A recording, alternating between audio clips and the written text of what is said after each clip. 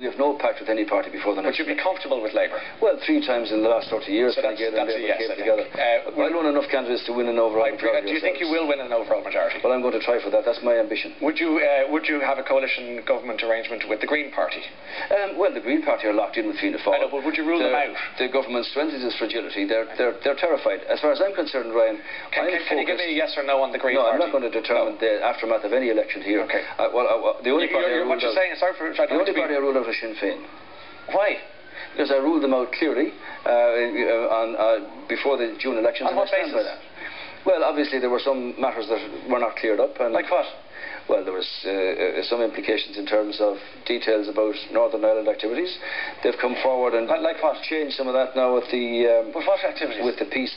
Well, activities that were related to republicanism. Well, I don't know what that means. Well, I'm not going to get into the detail of it now, and more than the detail of the budget. Well, you should do. You're about to be Taoiseach. What I do want to say to you is this: like Fine Gael. No, you have to explain.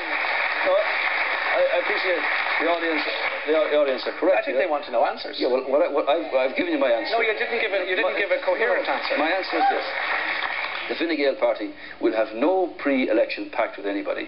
We will run enough candidates to win an overall majority. Yeah. That's my ambition. I can't determine what the Irish electorate will do after that election. Okay. I ruled out Sinn Féin in June, and I stand by that. And you stand by that. I just have a problem, or at least understanding why that politicians in this side of the border are quite happy to pontificate about Sinn Féin getting into bed with the likes of Ian Paisley, Peter Robinson, whoever else happens to be up running the DUP and the likes, and yet they're down here saying we won't have any of it on our own doorstep. I mean, how does that work? Well, you see, like